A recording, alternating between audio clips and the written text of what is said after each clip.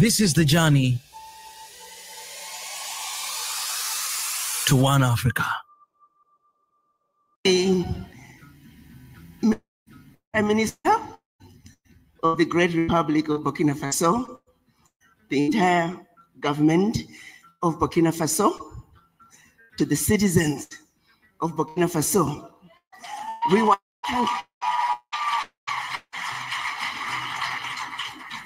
to thank you for welcoming us once more back home to Burkina Faso.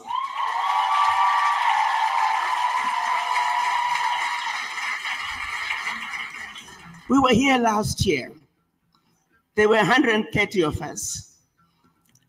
Mr. President, Captain Ibrahim Traoré, we are back with 4 times that number.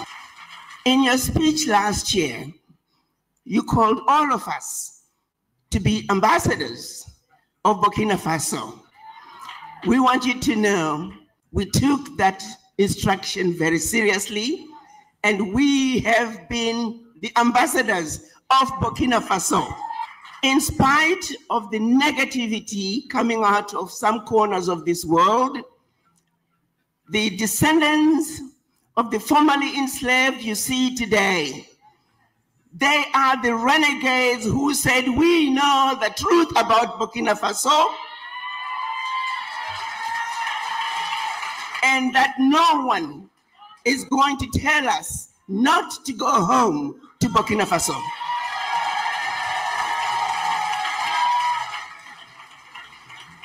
So it is my honor to introduce you to your children in the diaspora, particularly descendants of the formerly enslaved who are here to complete the journey of return on behalf of their ancestors.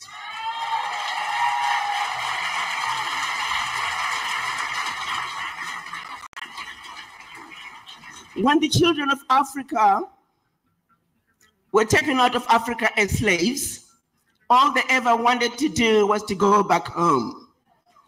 So right here in Burkina Faso, we have a president who understands that it is a sad situation that over 400 years later, not a single African head of state has called for the children of Africa to come back home. President Ibrahim Traoré is making that call.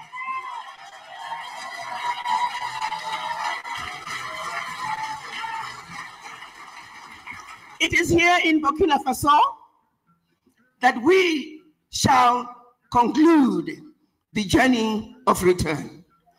And all of you are bringing with you the spirits of your ancestors to put them back to rest right here in Burkina Faso. So, Mr. President, we're here to show our solidarity with the Sahel nations.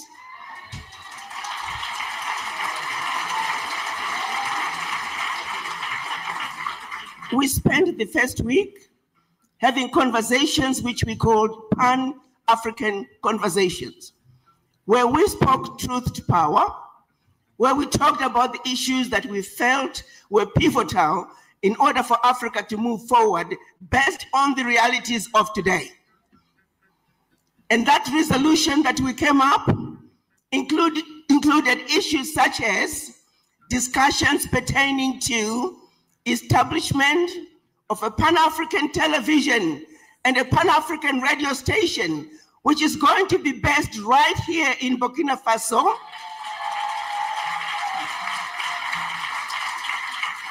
We felt that was a good place to start in order to counteract the negativity coming out of Western media. We need to undo the lies.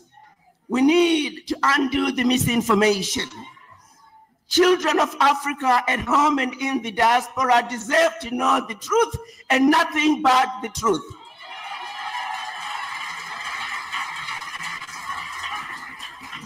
There are many other issues that are in the resolution which shall be presented to you through the Foreign Ministry. But in our resolution, we were committed And we are showing our solidarity, and we are letting the world know, as a united front of African diaspora, we support the Sahel nations.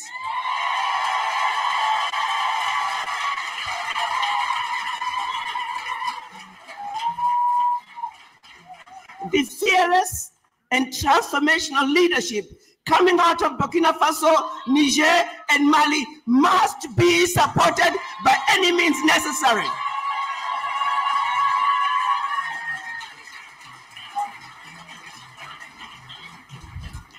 Your Excellency, Mr. President, as a mother, as a wife, as a daughter, you represent everything we have ever wanted in an African man.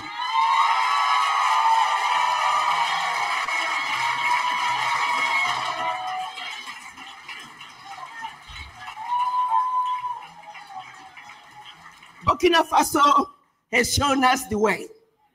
Burkina Faso has let us know that the bully can be defeated.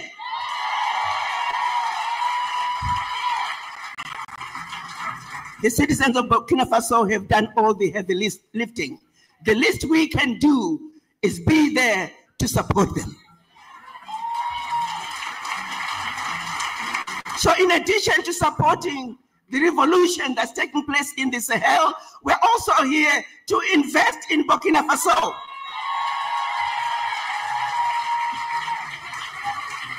And like Reverend Maponga said, and I hope some of you will find wives and you'll find husbands right here in Burkina Faso.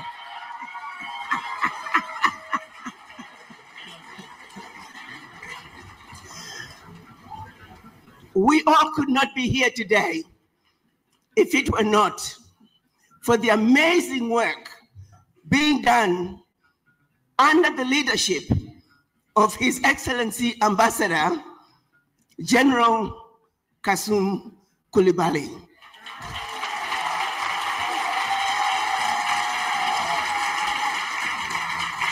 His Excellency Kasum Koulibaly, through the Burkina Faso mission in Washington, D.C., has made all it possible for all of you to be here today.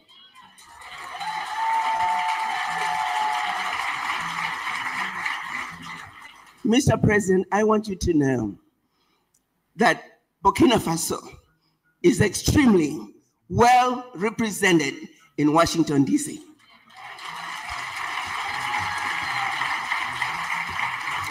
And through also from the embassy to the Ministry of Foreign Affairs, our welcome has been nothing but magical.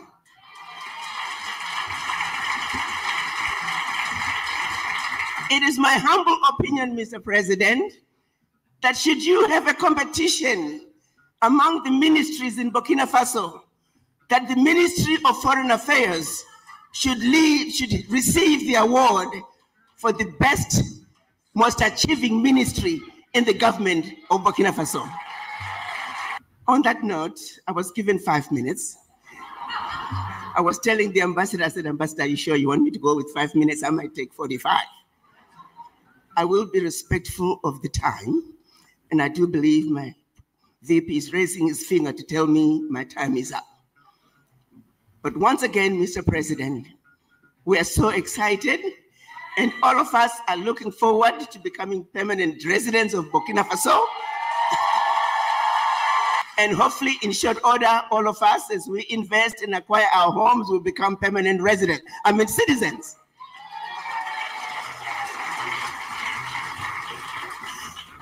Thank you again, Mr. President, for the opportunity to address you.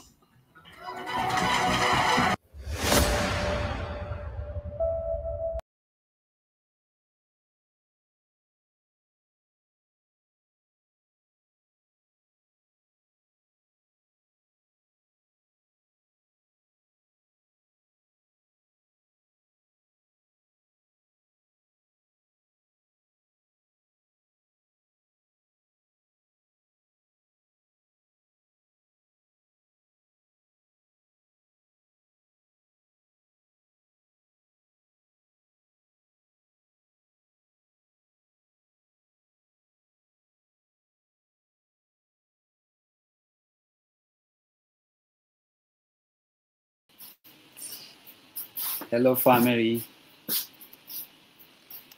Hello, family. Can you all hear me?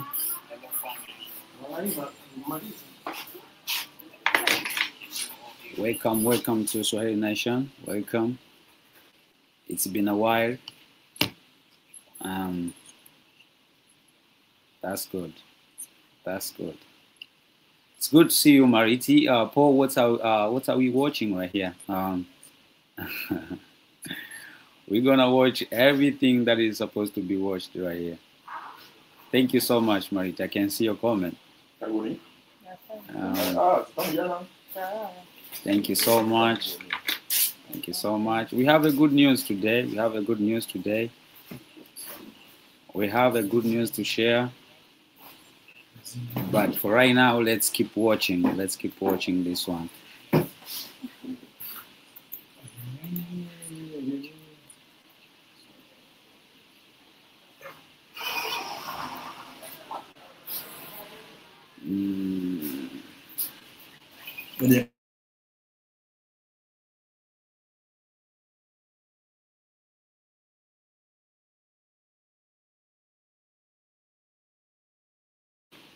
I have good news too, Marit.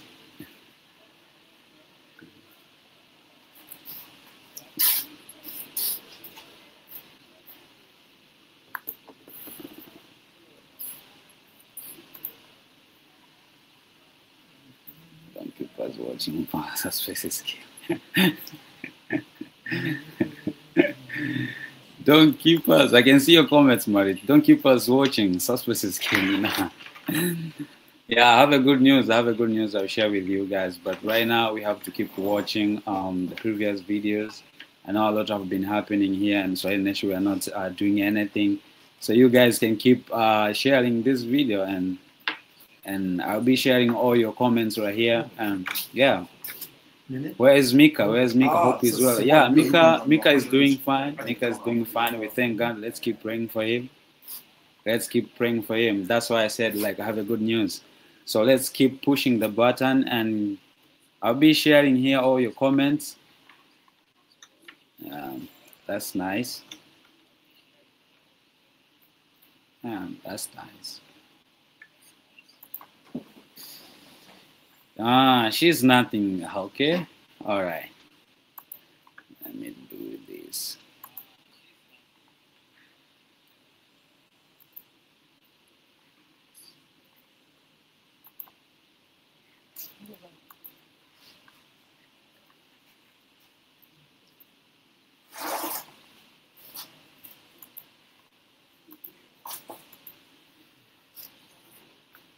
And so for Mr. Jason Brian Chapman to come up with all those accusations,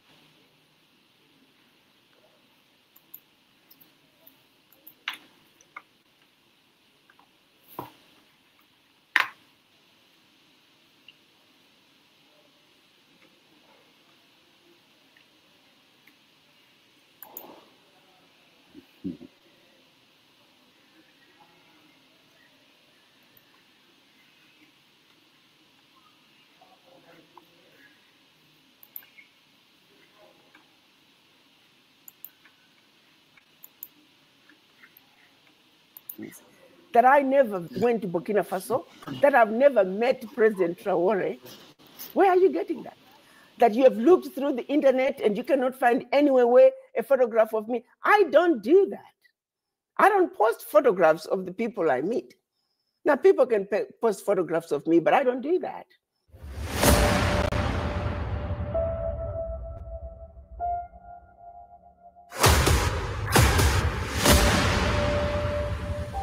This is the journey to one Africa. To my fellow African diaspora, my name is Dr. Ambassador Arikana'S. All of this past week, many of you, ADDI members and Friends of Africa, have sent me videos that were done by two YouTubers. One is called Go Black to Africa, and the other one is called Kengande. Both videos were saying defamatory things and falsehoods about myself and ADDI. I felt, for the benefit of those of you who were not able to attend all the Zoom conferences that we held beginning last year, where we discussed the issue of citizenship for Burkina Faso. As most of you may know, last year, a group of us, we started with over 300 people, but only about 130 were able to make it. The others, they chickened out. They were afraid of the negative news about Burkina Faso. I knew better. Having been the AU ambassador to the United States, I traveled around Africa, and I have been to countries that we were told they were war-torn countries. So as such, I also knew that Burkina Faso was not what we were being told. So the renegades, 130 of us, we went to Burkina Faso. We spent 10 days in Burkina Faso. We drove by road from Ouagadougou to Bobo Dioulasso. All those areas that people said they were infested with terrorists, we would stop at various places and have lunch and or sometimes just to stretch our legs. Very safe trip between Ouagadougou and Bobo Dioulasso. We spent 3 days in Bobo Dioulasso. Again, back on the road, we came back and we drove back another 5 to 8 hours because we were stopping. It's generally a 5-hour journey, but because we were stopping, it took a little bit longer. Spent a few more days in Ouagadougou, had an absolute wonderful time. Many of us who were traveling, they did videos. They talked about where they were in Burkina Faso and that it was a very safe place. We came back home. And after we came back home, during the trip, we had 4 of our members who had done their DNA. And their DNA said they were from Burkina Faso. They had wanted to know if they could be allowed citizenship because of their DNA. I started advocating for these 4 people to receive their citizenship. I advocated to the foreign minister. I brought the attention to any minister that I came across and let them know, and I introduced them to these 4. We were able to make sure that they were highlighted and they were also acknowledged for being Burkinabe citizens who happened to have been born in the United States as descendants of the formerly enslaved. Upon our return, about a month or so later, there was a letter that came specifically asking, as a follow-up to my request for those 4 Burkinabes, to say, if you have a list of any of your members who would like to become citizen of Burkina Faso, send us the list. We did not expect a large number because of what we had experienced when we went to Burkina. We didn't think too many people would be interested in Burkinabe citizenship. But to our surprise, we thought, well, 50 people would be more than enough. Before we know it, we got to 100. And the requests kept coming. We reached to the embassy. We said, well, the numbers are going up. They said, just send us the list, whatever number you have. In the end, the people who stood up and said they wanted to become citizens of Burkina, there were over 1,000 people. Now, that's not to say all of them were going to be able to afford the train tickets and the overall cost of going to Burkina Faso. Traveling to Africa is not cheap. The airline alone is over $1,000, depending on where you are coming from. So while we knew we had over 1,000 people, we're also very much aware that not everybody was going to be able to afford the trip, particularly the airline ticket. Be it as it may, we started mobilizing African diaspora beginning end of last year. We had Zooms where we had people from the embassy come talk to us about this decision from the president and the offer that we had been given as ADDI members. The embassy addressed us, starting with the acting ambassador, Dr. Buddha, who addressed us while he was the acting ambassador, followed by, when the new ambassador came in, His Excellency, General Kasum Kalibali. He also came after he took over and addressed us, and we talked about the citizenship program. People who had questions, they asked their questions, and so we continued to work on our plan. Initially, we didn't have a date because the government was working on a date that they felt would be most appropriate. And then eventually they gave us a date in November, because there is a program on the 1st, I believe, and 2nd of November that they want us to be part of. So that's how the date was set for those the week before and the week after, time around those 2-3 days where the government is having its program that they wanted the diaspora to participate. Again, we continued to have Zooms. We would update the ADDI members. We would share with them the information. We would talk about Burkina Faso. And so it was. We were planning on going to Burkina Faso to get citizenship. People were expected to send in their clearance, security clearance. People were supposed to bring in their passports and all the necessary documentation that you could use if you're going to be getting citizenship. Now, there are some that never really send in their security clearance, but which is fine. That also lowered the number out of the 1,000. It lowered the number of people who were going to qualify to go to Burkina Faso. And everything was going well until I believe the 26th, Friday, the 26th of September, when I got a call from the ambassador saying, Ambassador, I have bad news. The parliament met and they felt that everybody should follow the procedure that the parliament has put together that would include the ADDI. We had thought our program was always a separate one. It was not part of the process the government was going through, but parliament voted to say everybody must follow that procedure. However, they were going to make an exception for ADDI members. Instead of insisting on the 5-year residence requirement in Burkina before you can qualify to apply for citizenship, they were going to allow those on the list to be given the permanent residency. And then once they can show that they have a home or they have started a business, they can also have a short pathway to getting their citizenship. But that was the decision that the parliament had made. It was kind of hard for me initially because everybody was geared up towards going for the citizenship. Even the embassy itself, they were very disappointed because they worked very hard to make this trip a possibility. And so we all got over our initial shock.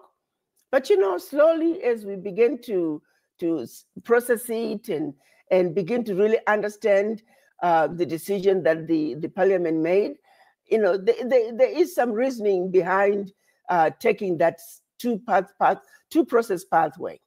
But be it as it may, I got the call from the ambassador on a Friday, and I called a meeting with my team on Sunday.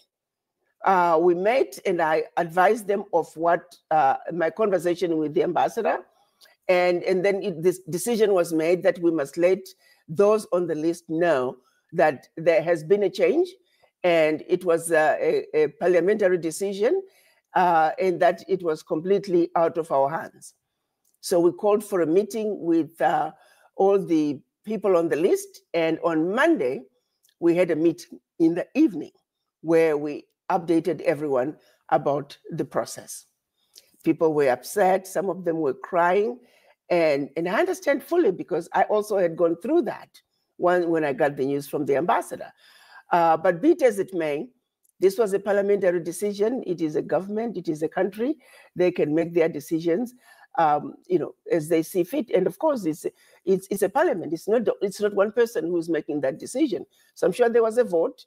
Different people had different understandings of what it meant to have the diaspora coming to Burkina Faso. But be it as it may, this is where we are. And the process goes on. We offered everybody that doesn't want to go, those who have paid their $500 registration fee, they're welcome to have it back. Those who have paid their $1 a day for Africa, which is the $365, We just prorate that and refund you whatever the difference is. And so that process is going on for those who have decided they don't want to go. Then last week, I started getting videos being sent to me. The first one was from Kangande, O'Shea, I think O'Shea Duke Jackson is supposed to be the guy, an African-American who was going on and on about Ambassador Chombori is shamming the Black Americans, inviting them to go to the West country in Africa, Burkina Faso, a country that riddled with terrorists. And also he doesn't know why everybody is putting Traoré on a pedestal. And anyway, he was going to reserve his comments and his feelings about Traoré. But he was just dogging me. I was scamming people. Well, for those who are calling $500 scamming you, let me tell you what that $500 covered. And this, we had a Zoom meeting where we broke down what everybody was going to get for the $500. The $500 was going to cover transportation for 2 weeks in Burkina Faso.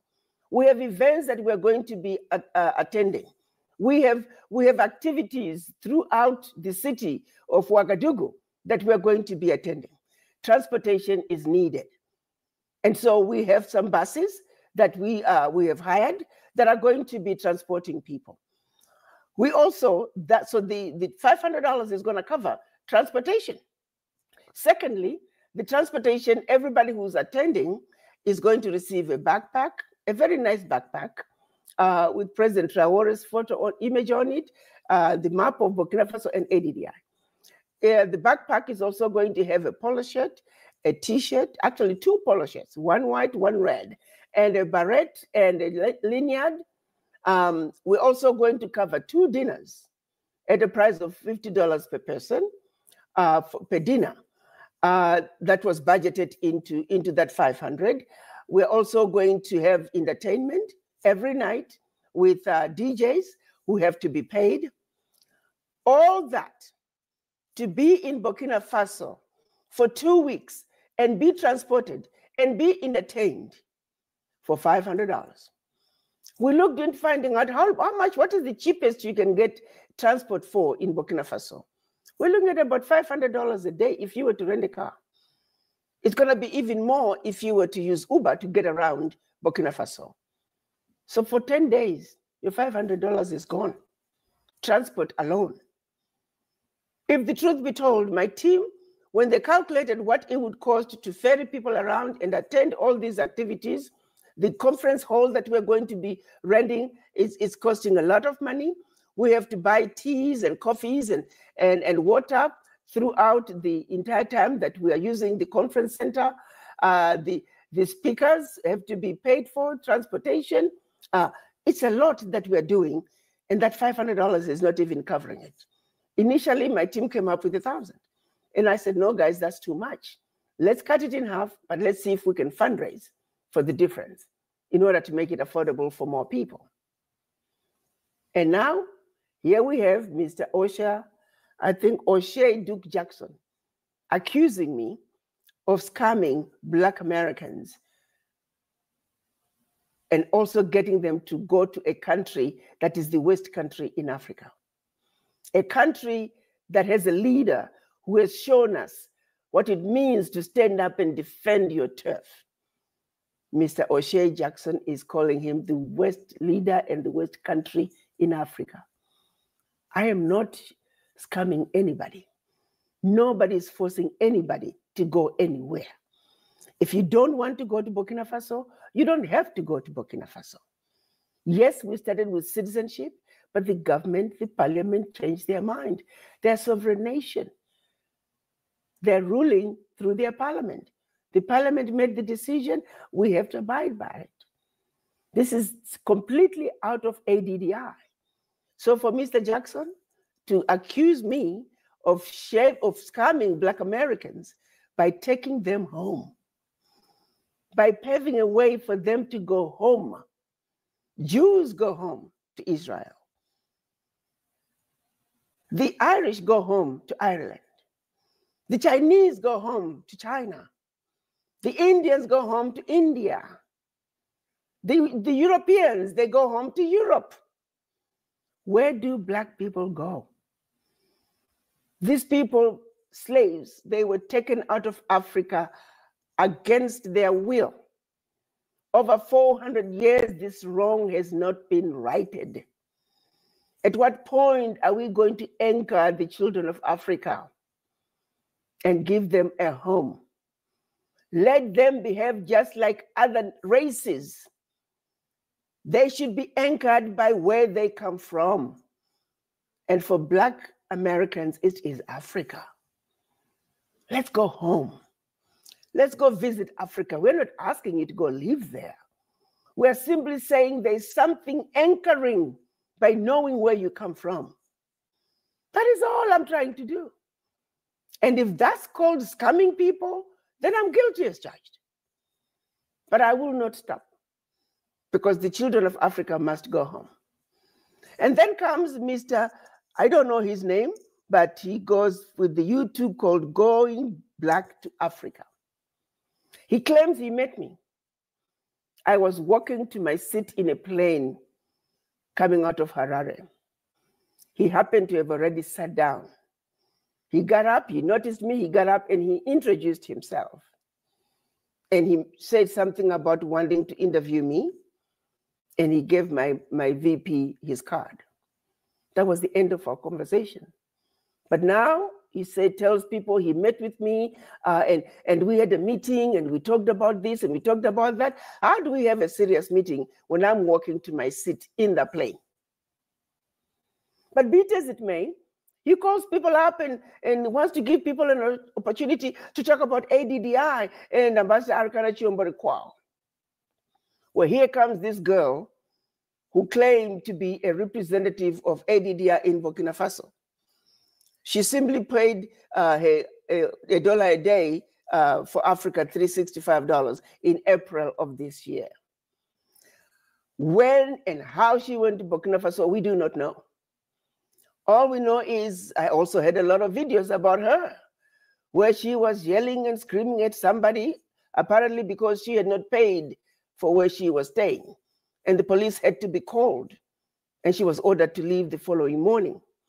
That same woman is now claiming that she was a representative of ADDI and that she went to Burkina Faso because of ADDI, and now ADDI has ruined her life. Ow. We didn't even know you went to Burkina Faso. Burkina Faso trip for ADDI is not starting until October 26.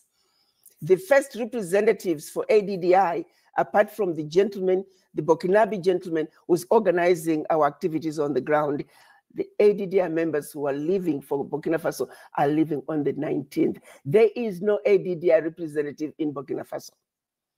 So anybody claiming to be an ADDI representative in Burkina Faso, they're lying. And that young woman is one of them. She knows nothing about ADDI. She went Burkina Faso on her own. But the guy for going black to Africa, picks up on her and doesn't do any homework to find out who she is. If you didn't have money, why did you go to Burkina Faso if you can't afford even a place where you're staying? We had reached out to somebody in Burkina Faso to see if ADDI can help you. Why did you go to Burkina Faso if you can't afford it? And Going Black to Africa picks on that one, and what she says, he calls it gospel truth. And here comes a Mr. Jason Brian Chapman. He says he's a magistrate. He knows nothing about ADDI, because if he really cared, he could have attended all the Zooms that we had. When the ambassador, after the ambassador told me about the change of plans, he also offered to come and explain to the diaspora what had happened.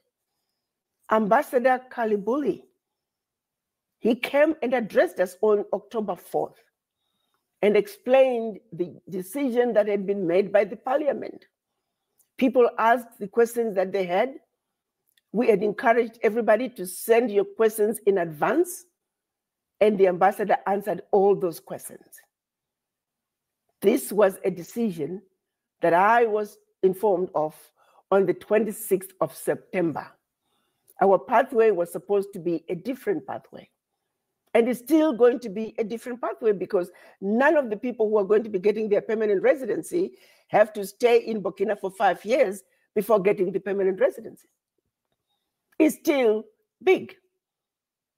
And so for Mr. Jason Brian Chapman to come up with all those accusations that I never went to Burkina Faso, that I've never met President Traoré, where are you getting that? That you have looked through the internet and you cannot find anywhere a photograph of me. I don't do that. I don't post photographs of the people I meet. Now, people can post photographs of me, but I don't do that. I have 130 people who went with me, who saw me, who were in the room when I addressed President Traoré, who were with me when I stood next to President Traoré and we did a group picture in front of the palace. And you have the audacity to say I'm lying about going to Burkina Faso. Why would I do that? Furthermore, ADDI is made up of volunteers, volunteers who have known me since I was at the AU, volunteers who understand what was done to me, volunteers who know the truth. One of the volunteers who was at the AU with me, when I was leaving, she said, Ambassador, you're not leaving me with these evil people. I've seen what they've done to you.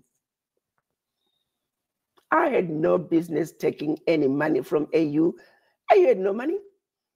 I lived in my own house, 10,000 square feet house. AU gave me $3,000 housing allowance. Where would you live in DC for $3,000? When the chairman of the African Union first came to meet with President Trump, the chief of staff was not having challenges getting them on the plane that would have allowed him to come to Washington. And why they were booking his flight 5 days before departure, I do not know.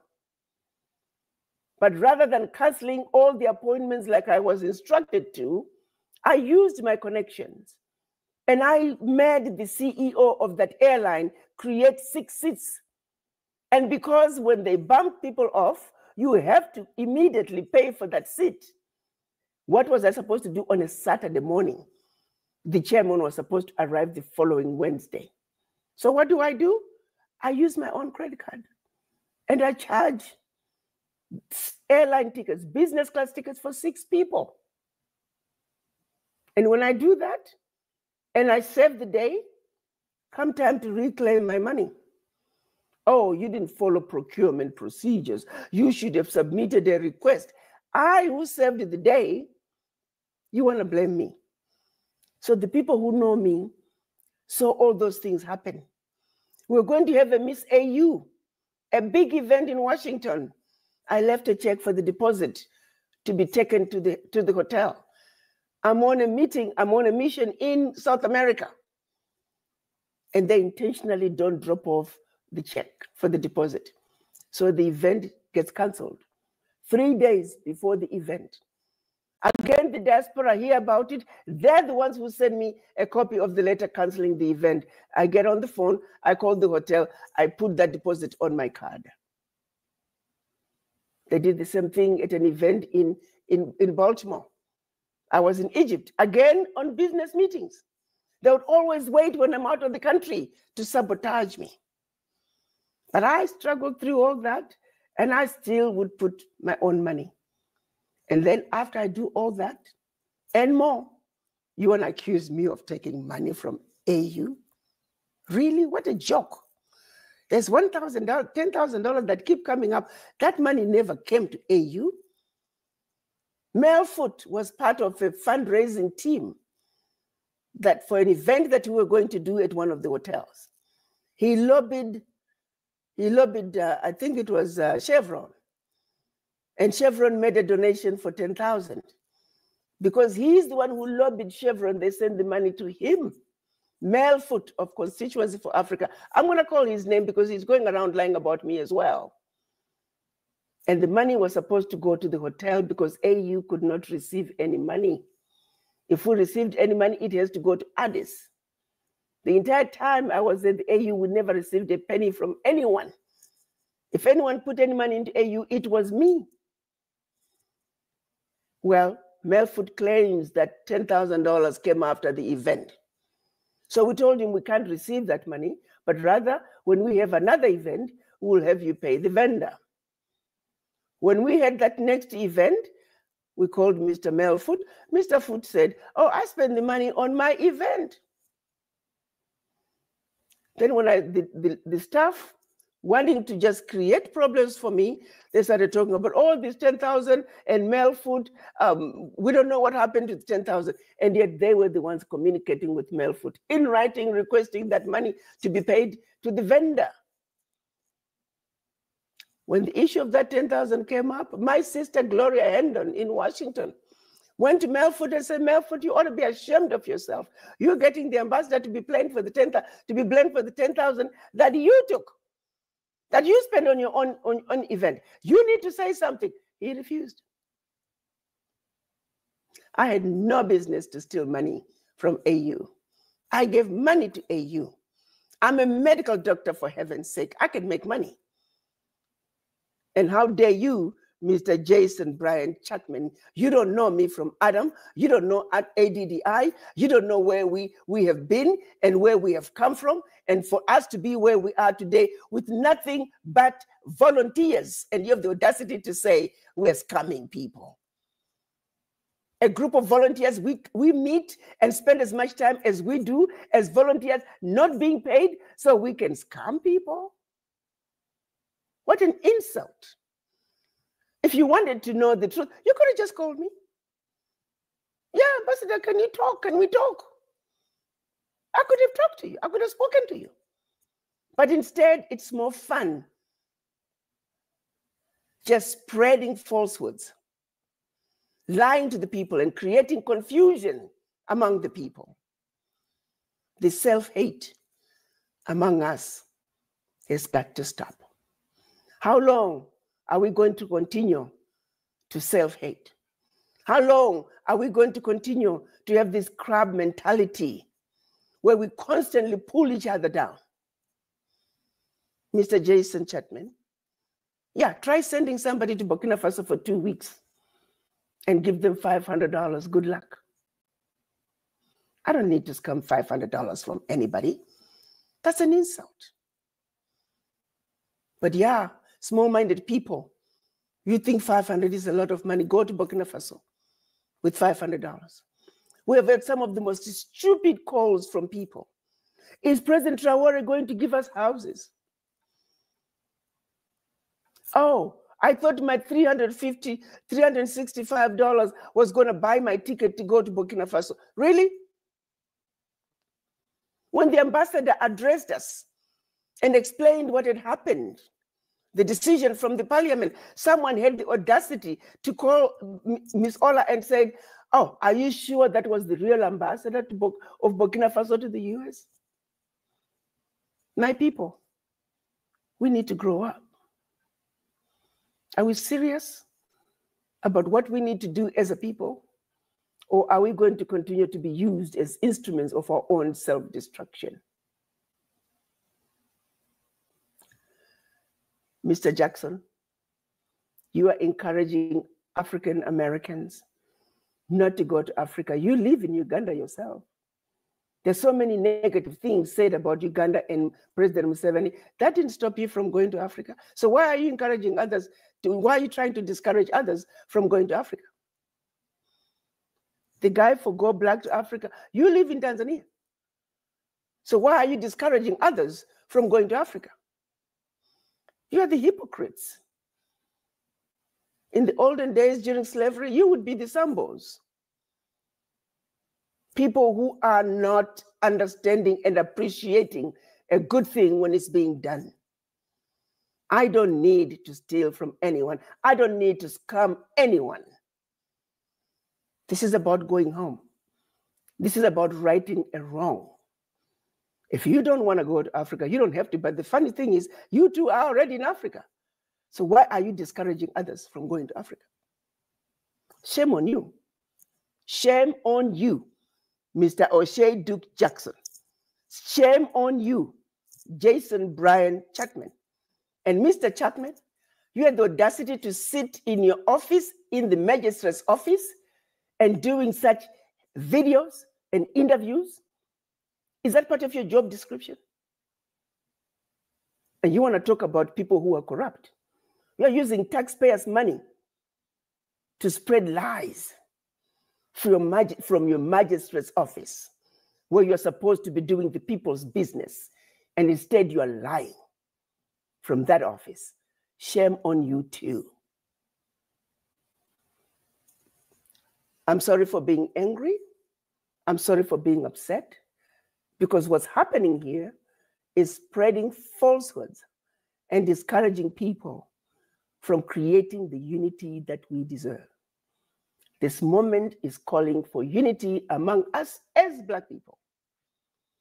And if you don't want to be part of it, you don't have to be part of it.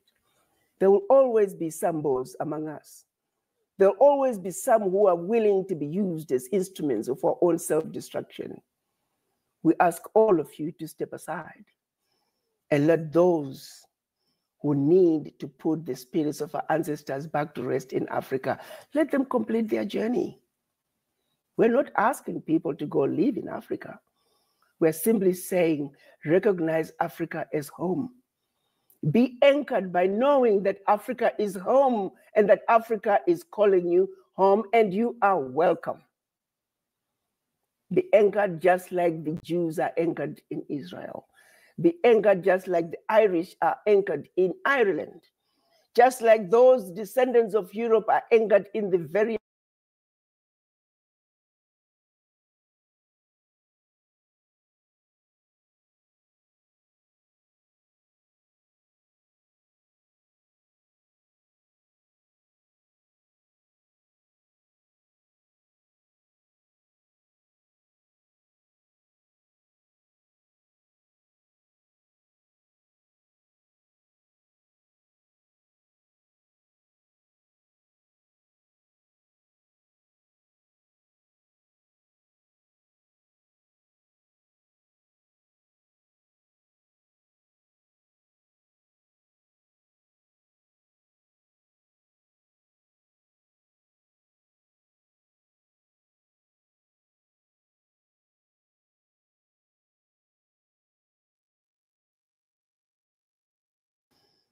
African Americans, how are you anchored? You have been taught self-hate. You have been taught to denounce Africa, that it is a diseased and dying continent and don't go there. Well, if you don't reconnect with the motherland, then who are you? You are like a ship without an anchor. The wind blows this way, there you go. The wind blows that way, there you go. I'm simply saying, African Americans, you are loved. Africans want you home. Africans are quite surprised that as an American, you would want to come home. They find it quite refreshing that the brothers and sisters in the Americas would like to connect with them. They too were lied to, that you don't want to come to Africa. They didn't know that you want to come home to Africa. We're simply retelling our story, correcting the lies that people have been fed. I'm here to tell you that as African Americans, as Afro-Caribbean, as Afro-Latino, you are loved by the Africans, and the Africans want you to come home. You don't have to go and live in Africa, but just connect and be proud to be an African. You are a descendant of some of the most powerful kingdoms. You are inheritors of one of the most amazing continents on earth. Embrace your roots and be anchored. Africa loves you. President Traoré is saying, come home. Let's start with permanent residency. And as soon as you can establish yourself in Burkina, either by owning a home or starting a business, you can be on a shortcut pathway to citizenship. It's still a very good opportunity for you to reconnect with home. If you can't go this time, there's always going to be another time. But I can tell you, ADDI people, ADDI volunteers, we are not going to tire. We will continue to push forward. We went to Burkina Faso last year. Every one of us, we paid our own ticket. We paid our own accommodation. We paid for everything ourselves. No one funded us. Everybody funded themselves. We will continue to do that. And we will not tire. So the likes of the Going Black to Africa, the likes of Kinganda, whatever your YouTube is called, Mr. Osei Duke Jackson, the likes of Jason Brian Chapman, and that crazy woman out of Ouagadougou, Taylor Renee, Alicia Williams Fields, I don't know how you end up with 3 last names. You all can continue spreading your lies. They won't take you far. But we will continue to soldier on as volunteers of ADDI. I thank you all for taking the time to listen to me.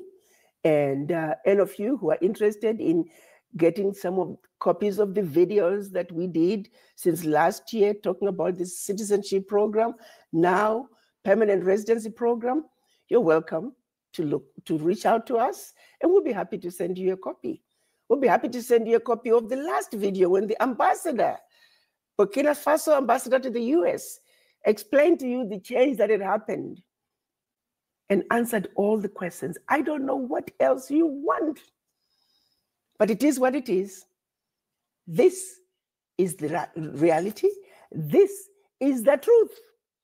Now you have heard it from the horse's mouth, and if you want to continue to spread your lies, go on. But the truth will stand. And this is the truth that I just told you. Anything else that anybody is spreading out there is a damn lie. Do not listen to them. Thank you for your time. And we hope to see some of you in Ouagadougou, where we are saying all roads lead to Ouagadougou. We're going to go there to support an African leader who is doing exactly what we have wanted in an African man. Powerful, fearless, ready to lead his people and putting his people first. That is the leadership we want. And that leadership is coming out of Burkina Faso. If you're not ready to stand up and support the Sahel nations, that's okay. We understand that. But the few that get it, we're going to Burkina Faso. And we're going to accept the permanent residency. And we're going to do what we can to make sure that Burkina Faso and the Sahel nations continue to succeed like they must for the benefit of not only Africa on the continent, but also Africans outside the continent. And by Africans, I mean all people of African descent. We owe it ourselves to unite. But those who don't see it within yourself to unite, step aside and allow those who wish to unite, allow them to unite and continue the struggle till victory is ours. I thank you.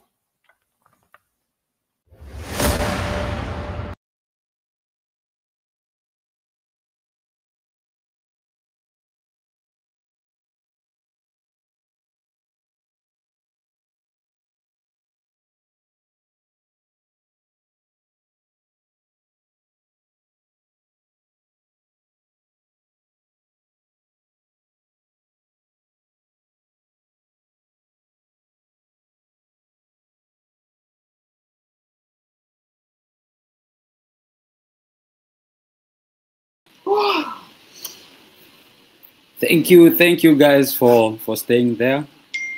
I hope you guys now can hear me, right? Can you guys hear me?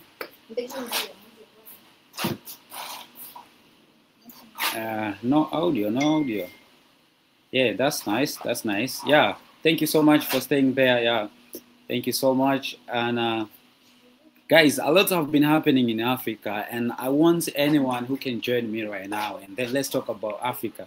A lot have been happening in East Africa. There is a tension is going on right now in Kenya and Uganda. There is a lot have been happening in Nigeria, in Gabon, in Tanzania. So I want someone who can join me right now, and then let's talk about Africa, and let's have a conversation. So right now I'll be sharing the video of Pierre Lumumba, and he was explaining what has been happening in Nigeria. So if you think you have your thoughts, if you think you can say something about everything that has been happening in Africa, and as we all know, even in South Africa, in Madagascar too. Thank you so much. Yeah, a lot have been happening in Madagascar, in South Africa, in Nigeria, in Tanzania, Kenya, Uganda, and even right now we are talking about there is a huge tension that is going on between Kenya and Uganda. Big tension. So you guys, I want to know your thoughts. I want to know anything that you think you can share, and let's have a conversation right now. I'll be sharing the link right now, and also I'll be playing the video Pierre Mumba. Thank you so much. Thank you so much for saying Congo. Yes, there is a lot that's happening in Congo, and I just finished to watch a video right now, the interview of the foreign minister of Rwanda. She was talking with Al Jazeera, and she was explaining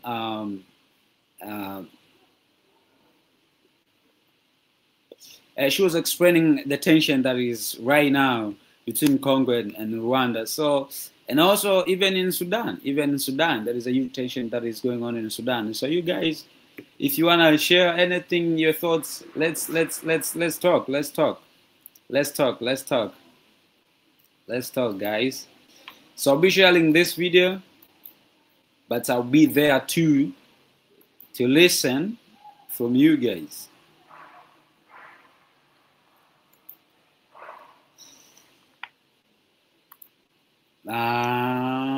I'm from the USA. Oh yeah, thank you so much. Okay, well, I'm from Netherlands, Africa. Okay, thank you so much. Thank you so much, guys, who are on the comment section. So guys, keep sharing this video.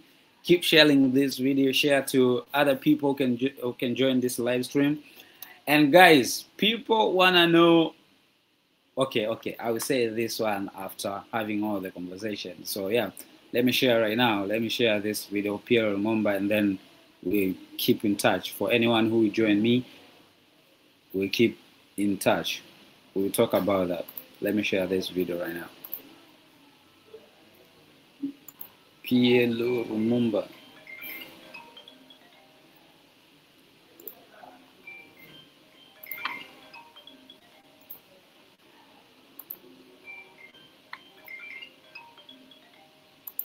The monsters. So they start as little embryos. Once they become monsters, then they acquire a life of their own, and you can no longer control them. They metastasize and acquire different life, different ideologues. So it is quite possible that is happening, and indeed has happened before. And many times we know that fifth columnists are introduced, particularly by Western intelligence agencies.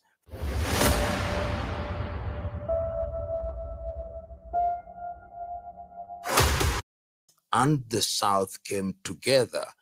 There was what could be described as the Muslim North, and for want of a better term, the Christian South, or largely Christian South. But remember, there are also other African religions, but that is the preferred definition. With the consequence that Nigeria has always had tension of one kind or another, the tension that led to the civil war in Biafra, which was not founded on Christianity at all, and of course the many coups d'etats that saw at that time in the 1960 of the killing of people like Ahmadu Bello from the north, and the imposition of the military administration. But to come to more recent history is that there are elements within Nigeria in the north, and this came to the fore in the year 2009 with the formation of what is now popularly known as Boko Haram by Yusuf Mahmoud. When Yusuf Mahmoud formed Boko Haram at that time, there were a number of things that were defining the philosophy. And remember that the version of Islam that he propagated is Salafism. And Salafism is a sect of Sunni Muslim. And their argument was that they want to restore Nigeria to the original Islam as was practiced by the Prophet Muhammad, peace be upon him. When that happened in 2009, of course, Muhammad Yusuf was arrested. And when he was arrested and he died in jail, he became a martyr. And that changed the complexion of Boko Haram, which means Western education is bad, if you are to render it in simplistic terms. And the whole idea, and this is what they were selling at that time, what is the value of this education where you get education, but there are no jobs, there are no opportunities, and that appealed to very many young people in northern Nigeria. And that is why it is characterized as Muslims rising against Christians. When Mahmoud Yusuf died in prison and Abu Bakr Shekau then became the leader of Boko Haram, there were then quite a number of splits within the Boko Haram that we knew, with allegiance being declared to Al-Qaeda in Iraq and in Syria. Meanwhile, activities then heightened and they started killing persons because of their religious affiliation. But it must also be remembered that even Muslims were killed in the process. But the declaration was that we want to Islamize only the northern part of Nigeria, but the entire Nigeria, and introduce Sharia law. But these activities were not confined to Nigeria. It was along the Chad basin, so that Chad was affected, Niger was affected, and even Cameroon was affected. But of course, the theater of action is Nigeria. The consequence of that now has been that they have engaged in activities which have led to the death of many. You remember the bombing of the UN offices in Abuja, which led to the death of 23 people. You remember the Chibok girls when they raided schools and picked the girls, some of whom are still in custody. And when, of course, Shekau himself died, or is said to have committed suicide because there were splits within Boko Haram, we now have a situation where we have an organization which has different factions. And these factions are operating sometimes at cross purposes. And Boko Haram has been declared as a terrorist organization. And the effect of Boko Haram has been therefore to antagonize Christians. And we know that Christian clergy have been targeted. We know that churches have been targeted. And you've now created an environment that depicts these particular activities as targeting Christians. And indeed, there are Christians who have now come out and say that we are going to organize ourselves in order to resist. That must be contradistinguished with certain sober voices within Islam in Nigeria, who say that this is a terrorist organization, should be seen as such, and we should therefore not condemn the entire Islam. But as the saying goes, bad news spreads faster than good news. So what do we have in the popular media? Muslims or Muslim organizations are killing Christians. What is the reaction from different people? Let us resist them. Let us resist what has been described in different quarters as the Arabization and Islamization of Africa. And this is the context in which we now find Nigeria being a point of reference from no lesser space than the United States of America. The United States of America, through the President Donald Trump, is saying, if Nigeria cannot protect Christians, we are going to move in viciously. And we are going to do so to protect Christians. And I think Trump is being advised that the Nigerian government is working softly on this issue because President Bola Ahmed Tinubu is a Muslim, because Vice President Shettima is also a Muslim, and that if it were different, they would behave differently. But from where I sit, that is not necessarily the case. And these are individuals who are known to me. My own view is that you are dealing with an organization which is out of control, which is engaged in unconventional warfare, and it's not going to be easy to defeat them because they are not your regular army wearing army uniform. They are not arranged and organized in battalions and brigades. They could be somebody who is walking in the street and propagating their agenda. They hit when you don't expect, and they hit what you don't expect. Even when you say you are going to bomb them, who are you going to bomb? Where? In which location are they crowded that you'll bomb them and finish them? These are the questions must be called into question. And you can see and hear the reaction of President Bola Ahmed Tinubu, and by extension, the Nigerian government. They reacted by saying they welcome the United States of America to help them fight Boko Haram. That is the situation as it is. What is happening diplomatically, we may not know. But you've seen a world where there is a new hegemon who believes they are going to fight for Christianity anywhere and everywhere. That is the situation as it is now. You know, when we talk about Nigeria and we talk about the pronouncement of President Trump, many things come to mind. Number one, why is Trump saying what is he's saying? Is he saying it for Christian domestic consumption? Is he the latter-day defender of Christianity? And what I'm saying is a matter of speculation, and I think he's addressing many audiences. Remember, he rode on the crest of evangelical Christians to become the president for what is now called Trump 2. And he's telling them in this day and age, when Christianity is on the decline and Islam is on the ascendance, I am the leader of what can be described as Christianity. And when Christianity is addressed anywhere in the world or is threatened anywhere in the world, I'll be that leader in the world who will come out and defend Christianity. That is to the American audience. To the Nigerian audience, he's also saying, oh, you cannot be protected by your administration. I'm the leader of the free world. Free world, which was created by Christendom, is under threat. And I am that leader who knows no boundaries.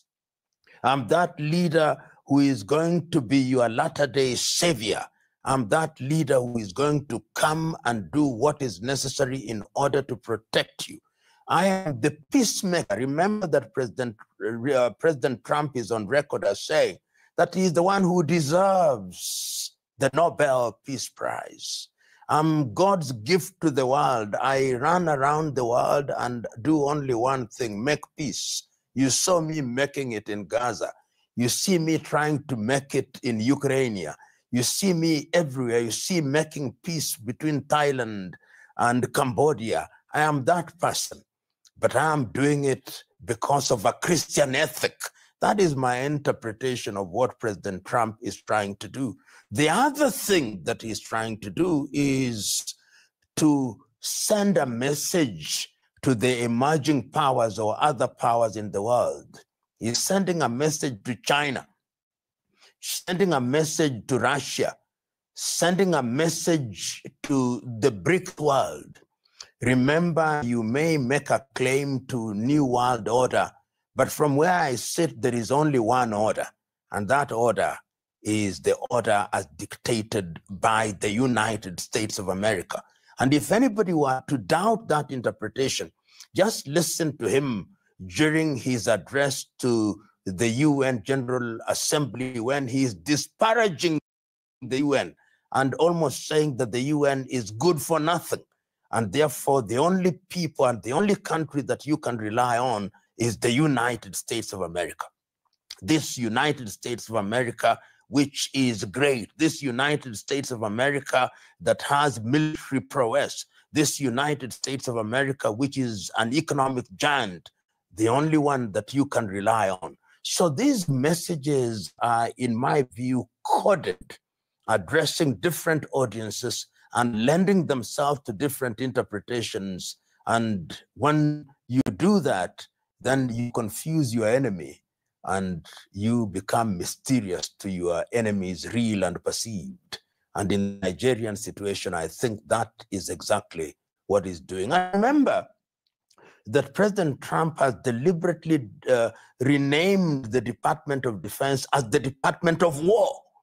So it's very clear that you've got to wage war, however you describe it, for purposes of telling the world, if you don't play ball, we are going to crush you.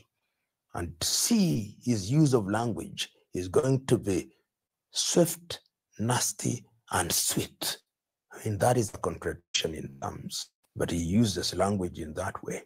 What we are saying is very interesting, and it can be defined by this age-old saying that one man's or one person's freedom fighter is another's terrorist. And you and me and all of us know that the international agenda has always been dictated by Western narratives. So that if you look at the media via which we talk about events, if it is events between Russia and Ukraine, the people who articulate it for mass consumption will be the CNN, will be the BBC, will be Deutsche Welle, will be Radio France or France, the French media, will be Fox. Those media will be Al Jazeera, which will also be influenced by the West. And that is what mass consumption is all about. And it is the West, and particularly the United States, that has taken the burden, in their view, of defining who is who. So if you don't do what is in the best interest of the United States of America, you don't do that which is in the best interest of Western Europe as led by the United States of America, then you are a dictator. You are a dictator because you are not doing their bidding. So Russia can say that you told us we are not moving 1 inch more to the east. And when they want to protect that with boots on the ground, you are a dictator. And that is not to be compared with what happened in the 1960s when the Russians, at the invitation of the Fidel Castro government, invited the Russians, and the Americans said, you cannot have Russian military hardware 90 kilometers away from the American shoreline. So it is the bullies always have their way, and they tell you what is right and what is wrong. That is the position in which we are. You and me have recently seen, those of us who are listening to this, who have seen what is happening in the United States of America, that there were riots or demonstrations throughout the United States of America in which Americans came out and said, no kings. And what were they saying? That their president appears to be governing through fiat, executive fiat. He's fighting everybody on site. He's fighting universities. He's fighting the military. He's fighting everybody on site. But yet, in popular media, even media that is not ordinarily pro-Trump, like CNN, are reluctant to label him a dictator. Fox, of course, will never allow him to be labeled a dictator, and even Western media will never label him a dictator. But you in Russia try to do that.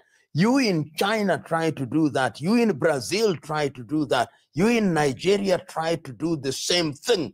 You are a dictator who ought to be removed from office sooner rather than later.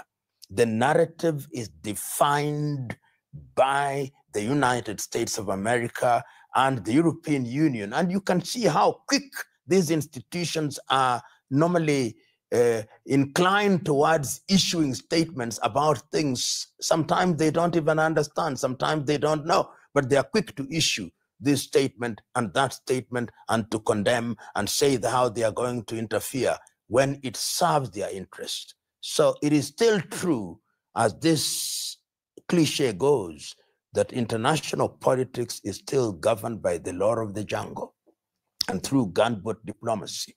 And that is what is happening. The weak are dominated, the strong dominate and define the agenda.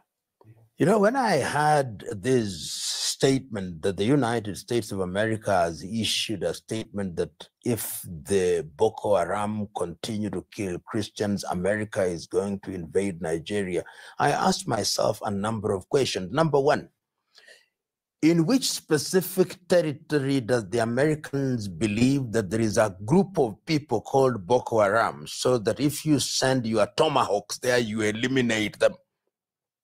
Number two, have they consulted the government of the Federal Republic of Nigeria and agreed with them that we need assistance in terms of intelligence and that therefore this will be a coordinated strike? Number three, have you understood what Boko Haram is all about? And have you understood the history of Boko Haram and that this is an ideology? And I asked myself a foundational question: have the Americans not learned that, as they were told by the Afghans several years ago, that you have the watch, but we have the time? Have they not learned from Vietnam that you can never defeat these people who are ideologically inclined? So unfortunately, if the United States of America were to use any military means in the hope of neutralizing Boko Haram, they'll be shocked, because there is not a group of people sitting somewhere who are waiting to be bombed called Boko Haram. Boko Haram, I believe, are individuals who are embedded in families. It is an ideology. It will metastasize like cancer. So it is something that I believe ought to be rethought. And I hope that the government of the United States of America will do that which is good and right, to consult with the administration of the Federal Republic of Nigeria and ask them if they need assistance. And if they need assistance, the kind of assistance that they need.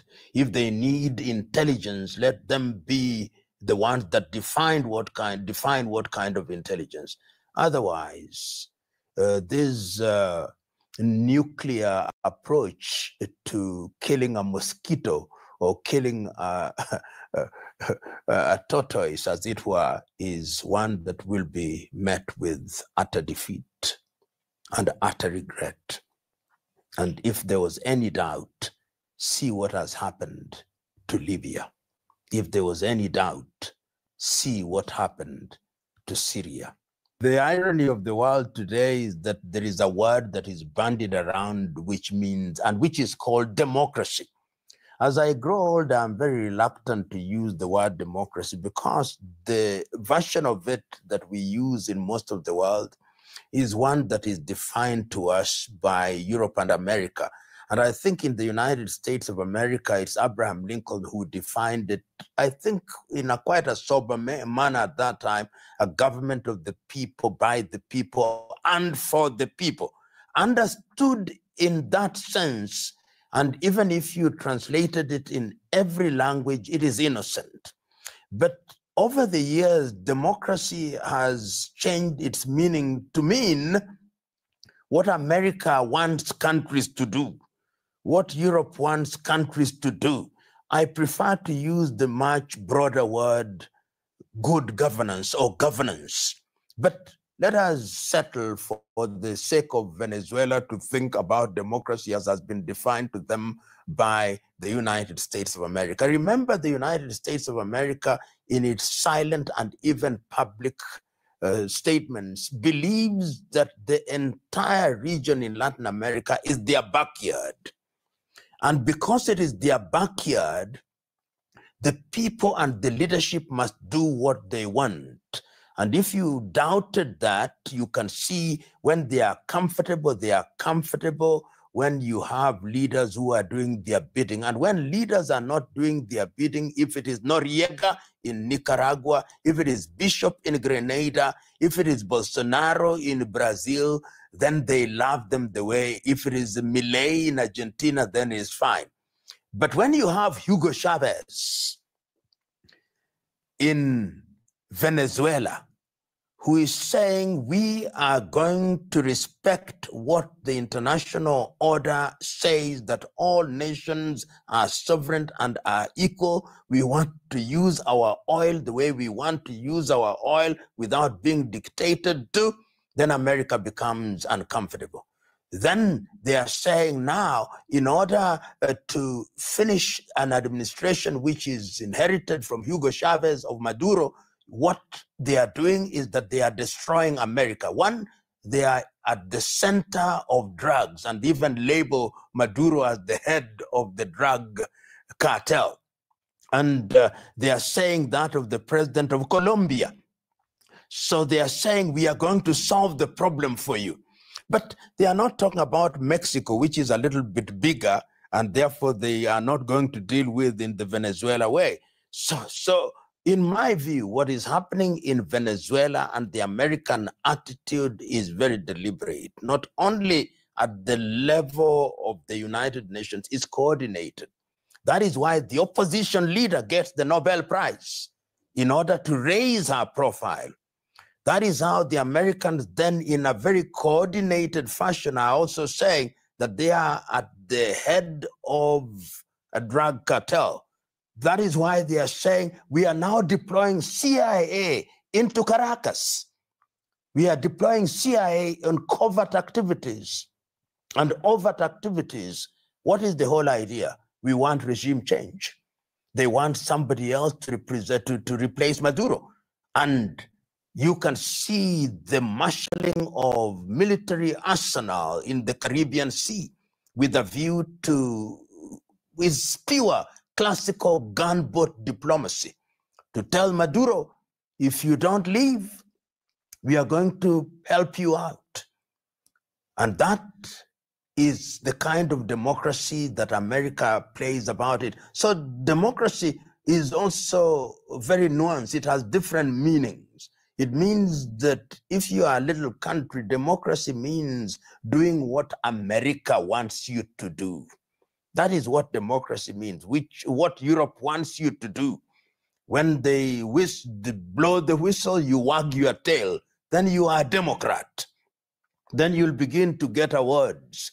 Then you'll be invited to the Oval Office and possibly be made to sit and appear to sign. Then you'll have a press conference with the President of the United States of America. You'll be interviewed by Fox. Then you become a hero. That is democracy a la Trump. What is happening in the Caribbean is almost unprecedented. When you see a power such as the United States of America very undiplomatically saying, one, that we have operationalized CIA within Venezuela. We have moved our military assets in the Caribbean Sea. Without being paranoid, what is being projected and telegraphed is that we are ready to put boots on the ground. And the reason why we actually were allowing the CIA to operate is to tell us where to hit. So that before we get boots on the ground, we soften the ground. And it is very easy in a country that is divided to create an environment where the leader runs away. Because once you create an environment that makes it unsafe for Maduro and the people around him to feel uncomfortable, then they run away. And when they run away, then there is a vacuum. And once there is a vacuum, then America can fill it with whoever you want. Remember, at one time, there was even an attempt at creating a government in exile. So you can very quickly have Maduro out and bring in people to say, you are now the ones that are going to be in charge of Venezuela. And once you're in charge of Venezuela, the great old America will give you the necessary support as you go through transition. I'm not saying that that is what will be the case, but these are scenarios that I believe everybody, even in Caracas, must be thinking about the possibilities. And even those who say that they are supporting Venezuela would not want to get into that space, because the nature of these wars is that if you get into those spaces, you are stuck in mud for a long time. Who wants to be stuck in mud? You know, over the years, there have been allegations that many of these organizations that became monsters were financed by people who thought they could use them. So when you hear people saying that certain Western agencies financed Osama bin Laden in his early days, financed Boko Haram, financed all these organizations, we must be very slow to say they don't. We must be very slow, because the way the world works is that things are more complicated than we see on the surface. But as Frankenstein once said, you create a monster and then you lose control of the monsters. So they start as little embryos. Once they become monsters, then they acquire a life of their own, and you can no longer control them. They metastasize and acquire different life, different ideologues. So it is quite possible that is happening, and indeed has happened before.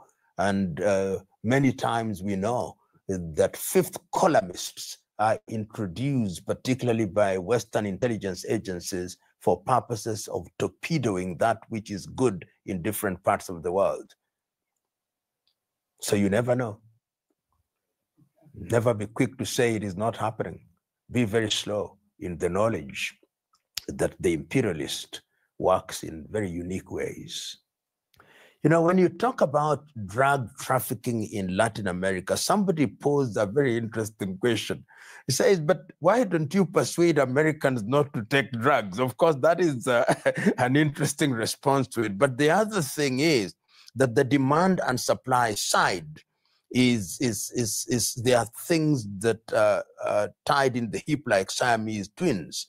But the reality is that these cartels are to be found in Mexico, the Escobars of this world, the bigger people in Colombia, in Mexico, in Venezuela, as we know.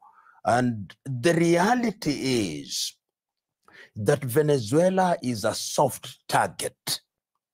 Is a soft target because we now know beyond peradventure that some of the people whose boats have been struck are fisher people.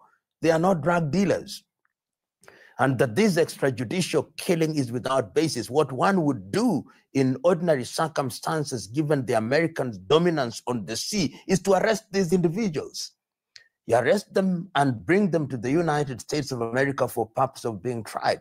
But in the case of Venezuela, I think a number of things are designed to be achieved.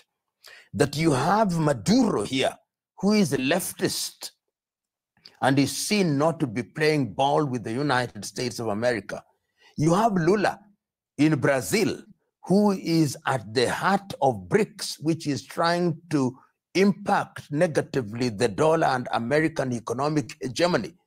So how do we start? By sending a clear message to everybody in Latin America: if you don't play ball, we are going to deal with you with the way we dealt with Venezuela. And remember, the oil deposits in Venezuela and the geographical location in Venezuela is also very important from a geostrategic standpoint. Therefore, America would want to see some kind of lapdog, some kind of poodle of leadership in Venezuela to have comfort that that area, and by extension the Caribbean, is under their control. And that is why I think the United States of America, particularly during the Trump administration, is behaving the manner in which it is behaving. And when Trump says, make America great again, and is telling the world we are looking inward, I think there is also a sense in which he wants to project America as the dominant power. And if you don't restrict my examples in thinking about this issue, look at their recent statement in the Asian meeting. Is telling the Asian, make sure that China does not dominate. And that message is reverberating. Look at the message to Milei. We are going to give you money in Argentina, but only if you elect Milei or people related to him. So America is saying we want to occupy our immediate war post-1945 position in which we tell the world what is good for the world. And the Venezuelans of this world are the examples that will be used, that if you don't follow that script, then we destroy you. So elect leaders who know what to do, leaders who respect and obey instructions unquestioningly. That is, I think, the message that is being sent by the current administration in the United States of America. Today, the world is very complicated, and we are in a space which is with precedent. I remember in the 1960s when there were military coup d'etats in Latin America, later in Africa. It was very easy when you are talking about leadership to talk about this is dictatorship and this is not dictatorship. And during that period, there was the tendency when coup d'etats were manufactured from the West, even if one was dictatorial in their ways, it would be ignored. But today, dictatorship must be understood in the context of governance.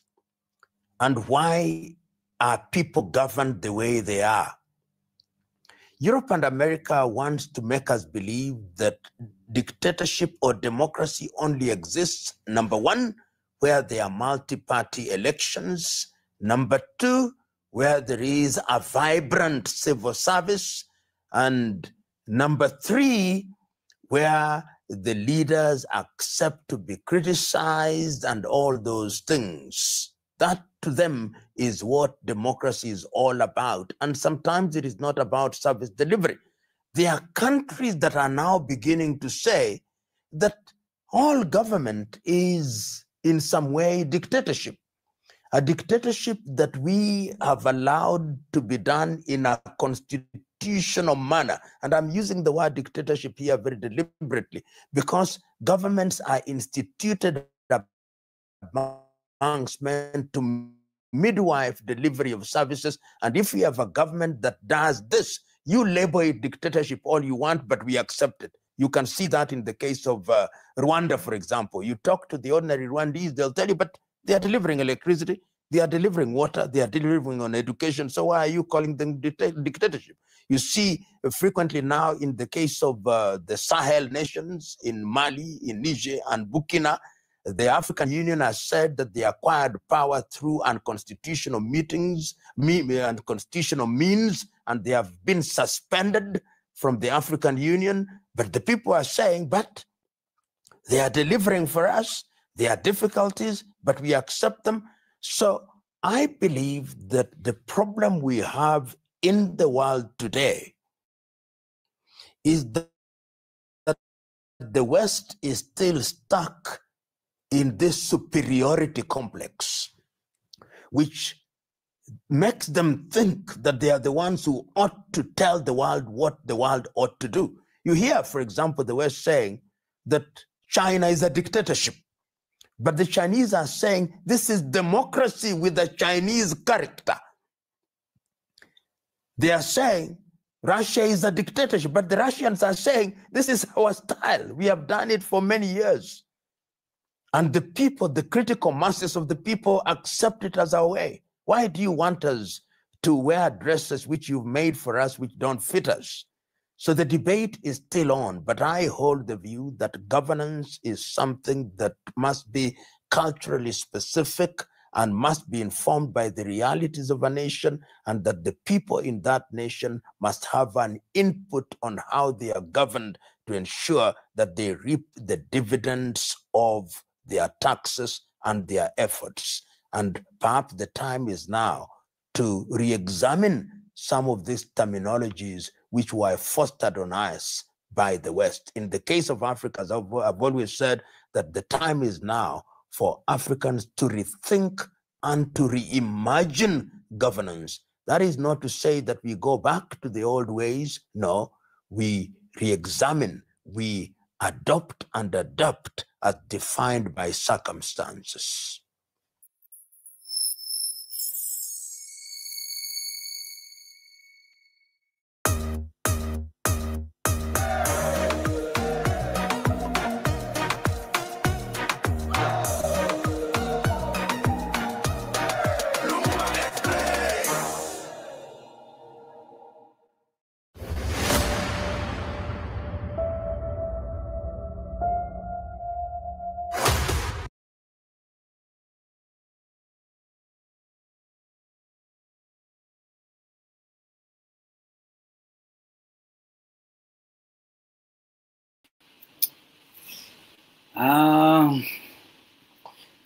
It was a very, very, very, very nice and informative video.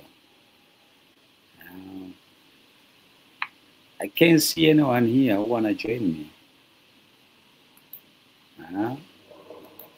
Marit, are you there?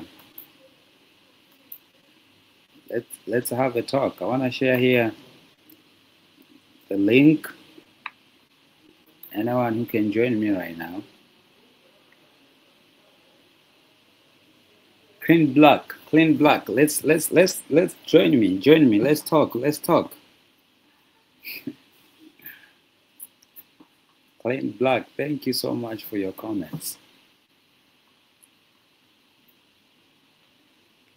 No, yeah.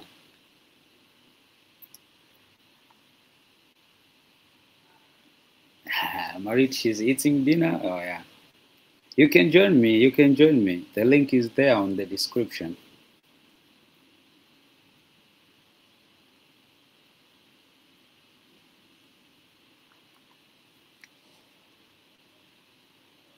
Oh yeah. I'm waiting right here. I'll be waiting for you.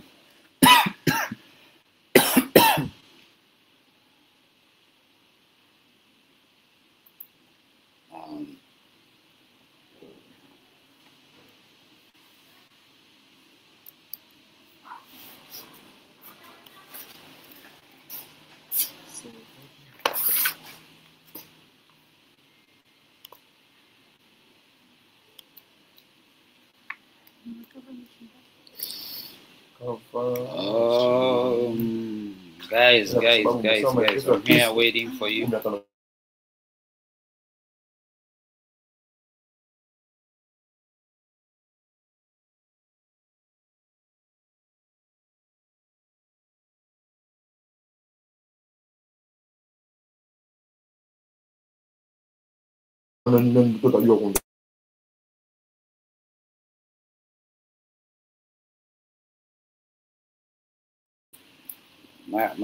Marit.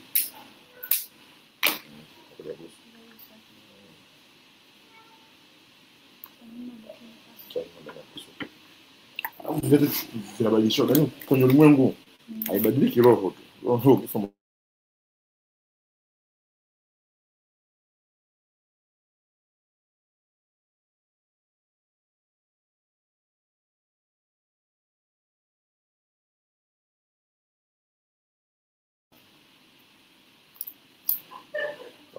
Hello, can you hear me? Yeah, I can hear you. How are you? I'm fine. How are you? I'm good. It's good to have you here. Thank you. Thanks for having me. Thank you so much. How are you feeling over there? Are you in the US? Yeah, yes, I am. You are in the US? You know, we have our, yes, Midwest. Oh, that's good. Yeah, Yeah, I think you have heard everything that has been happening in the continent, right? yes, Yeah, yeah. yes. What different? I What different? follow, wait, Ada? go ahead. Yeah, There's I was some just noise saying in the background. what's exactly that you have been watching that has been happening in the continent. Well, I've been watching a lot of Sahel news about Burkina Faso, Niger, and Mali. Um, I watch news out of Kenya, but it's you know it's too discouraging, like some of it, and I normally try to find the positive things, about all our people everywhere, because I believe in that type of unity. Um, I believe now that some of us are waking up, and everything that you see is not what they say. Everything that you hear is not what they're really saying, you know? Um, United States, we're going through some things over here, but when you already have an understanding and some knowledge of what has been going on, you're not as panicked. See, because knowledge is a big part of dealing with things on a global scale when it comes to empathy and seeing about other people. That's, that to me, that's what it's about. That's what this life is about. And I think we should stand up for one another instead of dragging each other back down the mountain. And Professor, he always has the knowledge and the history. And to me, the history that he repeats to us, we should not ignore. It's the blueprint to the future. It's telling us what not to do ever again. And we should adhere when our elders try to tell us something. And no, I'm not young either. I'm older. And that's probably, why I probably understand a little bit more. I can But see you. you can't, yeah. And I try to I can see your picture right here. okay. And I try to learn. You know what, this morning I got my winter hat on. It's kind of cold here. Oh yeah? So I have my hat on. I still have my robe on, but even though I have clothes on, but it's kind of chilly, Definitely. And I just hate to see what's going on in the world, especially when it comes to our people. The Jamaica tragedy, the Haiti, you know, even even Eastern Cuba, all I mean, it's just natural disasters, and on top of the stuff we already go through, it's, hey, 100%. you either have to keep a sense of humor, Yeah, but you have to have the knowledge in order to keep a sense of humor about it. You know, exactly. Exactly. we have to show one another. We have to show one another our reserve more. We have to be more understanding, I think, and empathetic and more helpful to a cause. What they did to Dr. Arcania, Yeah. that was wrong. That That was was, very it wrong. was just straight wrong. Yeah. And there are people who have been watching her for a long time, Yeah. and there were people who were watching her when she first started her movement towards the diaspora. No, yeah. And and, and this is what I want to say about Sure. Burkina Faso. and you know, the countries that are trying to rebuild. That's a lot. That to rebuild, and the displacement of the people who are native to there. Nah. To me, that's first and foremost.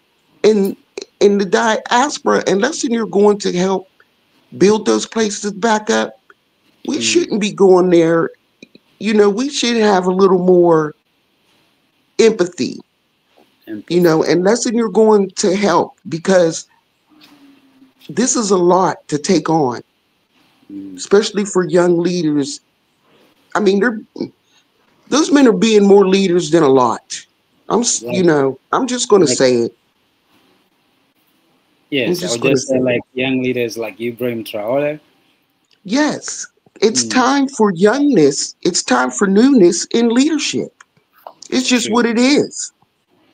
I mean, I'm old. I know when, you know, I know when I don't classify So as a chick. Did you watch like what has been also happening in Madagascar? Yeah, yes, I've been watching pieces of it. Oh yeah. And then, you know, once all these beautiful places, you know, all the beautiful faces, you know, and I just, you know, I don't get it. I just don't get the leadership thing. I'm not understanding why leadership, the last thing on their leadership agenda is the people. Oh yeah. To me, that's, you know, that's a flaw in leadership to me. Exactly. You know?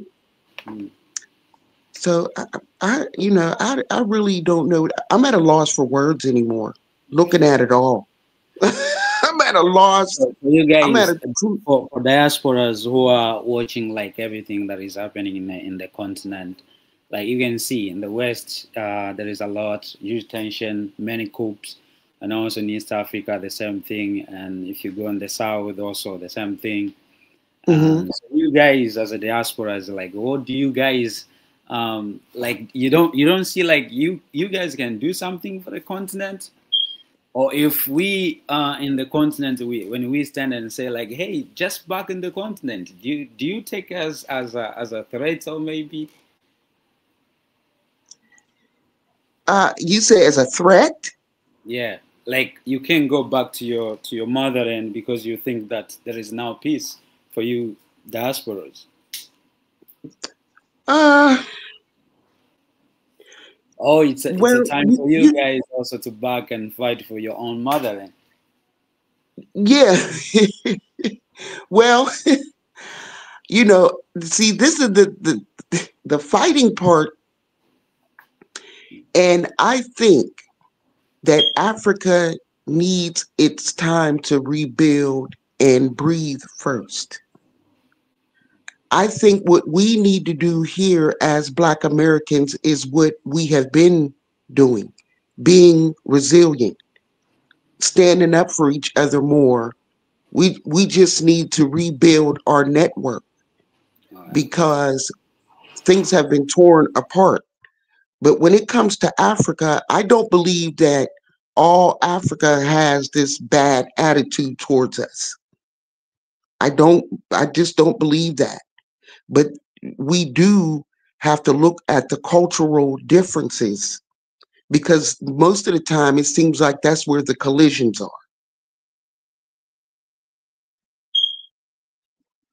So, I mean, no, I don't know. I don't feel threatened, but there are places that I don't think I would feel welcomed.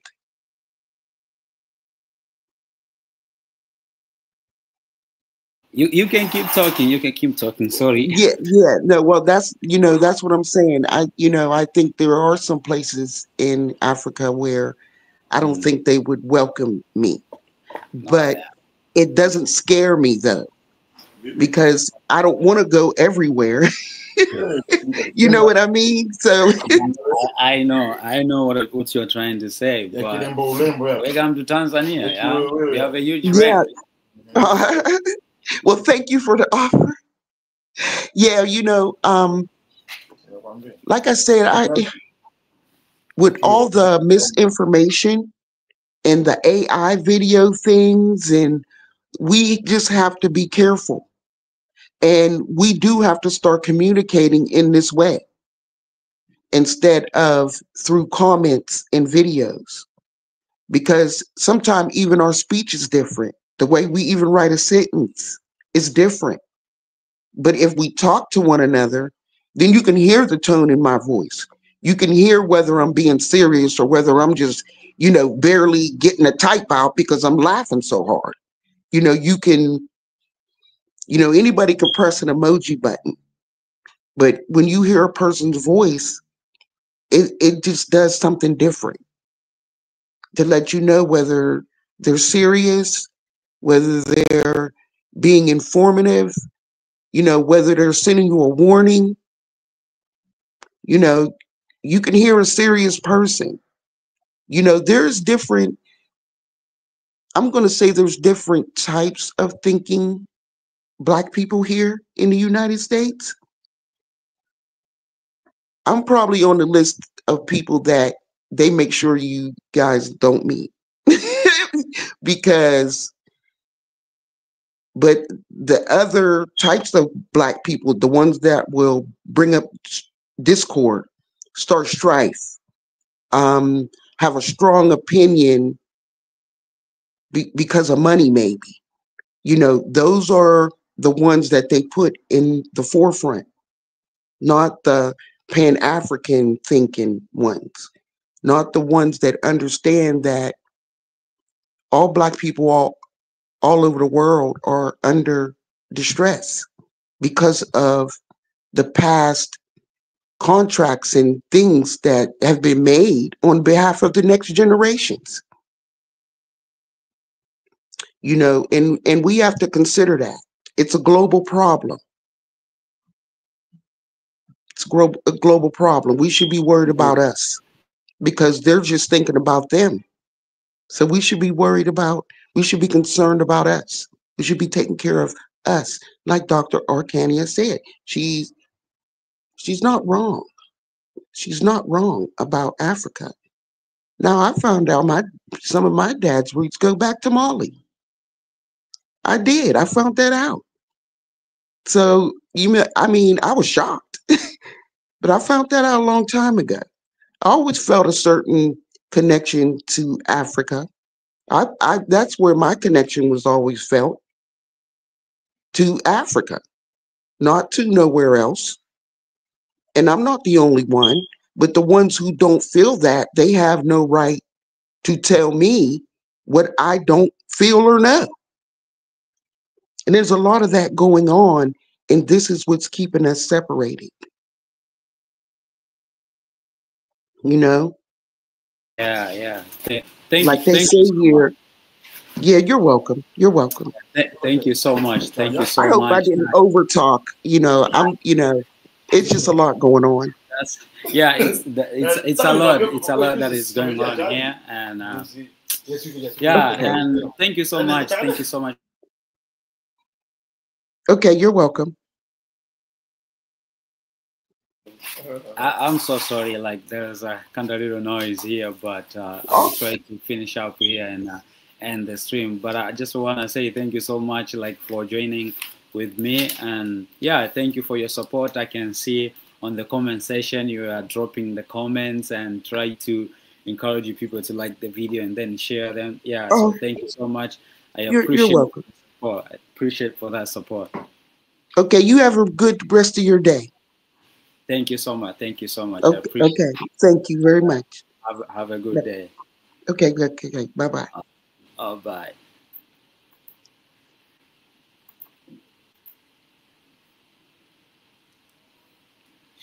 Yeah, Marit, you wanna join, Marit? Join with us. Join with us. Come and join. Let's say hi. It's been a while, Marit.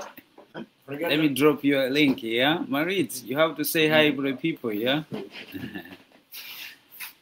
Invite against the... Let me share with you a link, Marit.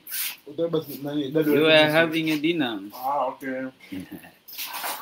Let's hear from you, Marit. Let's hear from you, Marit. It's been a while. Let's talk about Africa.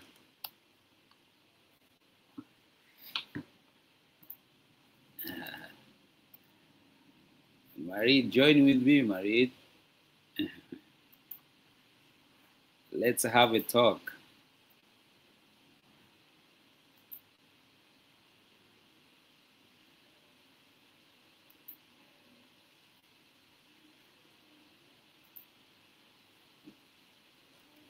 Thank you so much, Clean and Black. It was very nice, like talking to you. With all the things that has been happening here in the continent. Yeah. Thank you so much.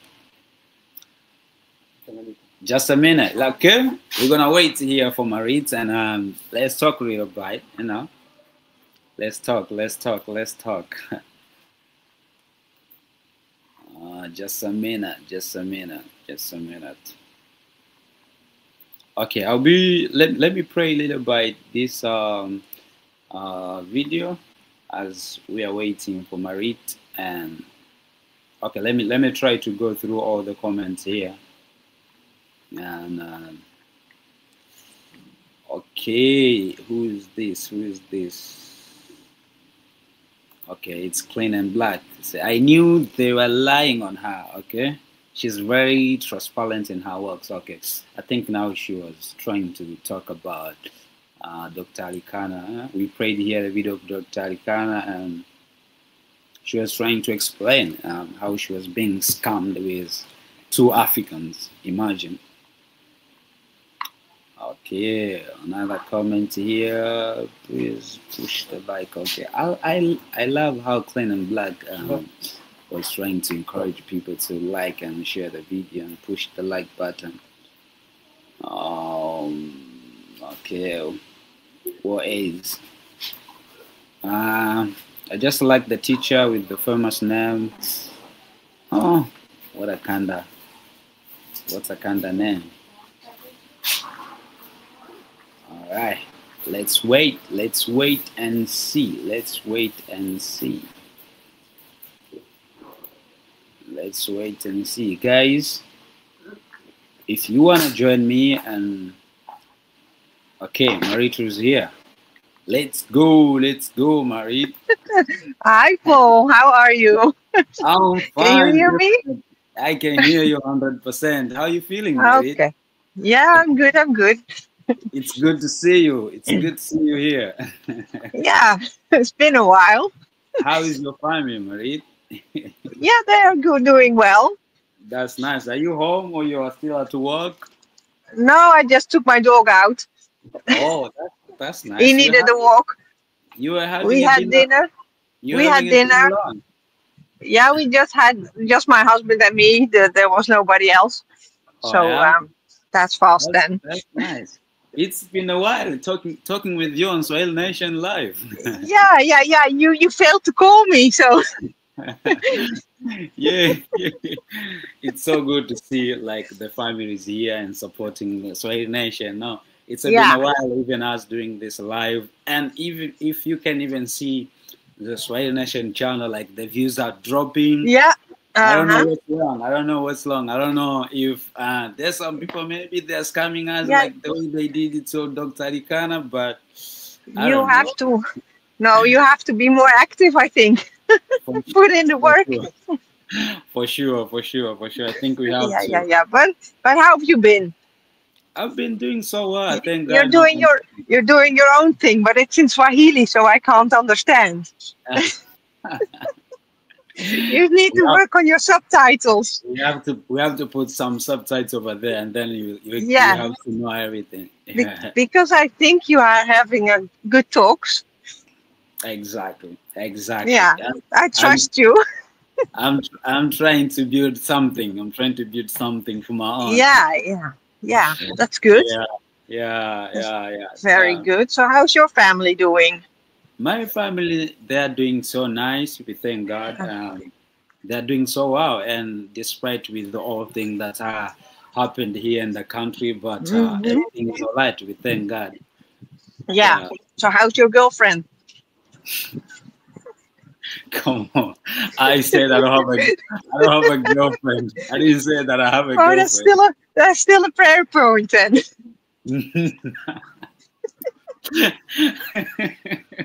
I didn't expect this question from you, Marie. No, it's just, well, I'm still single. I'm still chasing. You're still single. Oh, well. There are a lot of beautiful ladies in your country, I think. Definitely. But I have to respect. I have to respect my mentor Mika. Like I have to wait Mika to get married. Yeah. Okay. Yeah. But he's not hurrying up either. I have to wait. I have to wait until my brother Mika get married, and then I have to search for my. Maybe. Oh no. Well, maybe you can find yourself some sisters. I think. I will try. Yeah. When the right time comes. Yeah. So how's Tanzania doing now? Tanzania is calm. Tanzania is amazing. We thank God. Like everything is good right here. And we thank God. I think if you have seen, I think if you have seen the news today, the president announced that all the people that were being detained because of the demonstration that were happening, they have to be released. So that's a good news for us. Yeah, that's what they have to, but they are still detained then. They're still not free. They're still not free then. They have to be set and free. They have to be set and free. That's what the government has announced. They said that. Yeah. Okay. Yeah, well, I was just going over it. I was like, well, this is really strange, that this happened now. And it's just so confusing, so. Oh, yeah. For sure. And then you see all these things, and most of them are in Swahili, so that's also hard to understand then. Yeah, exactly. Exactly. But yeah. So, Marie, sorry, I think now we have you have to stop now. Yeah. Because I just released one video right now, so I have to push That's good. To watch it, and keep supporting Swahili. Yeah, always. Yeah. Well, keep in touch. All and right, God bless. Have a good evening. Have a good. Is it night for you? It is. It's just after 6 in the evening. Oh yeah. All right. So we're 2 hours behind. All right. So say hi to your family, Marie. Yeah, I will. All right. Take care. Bye. All right.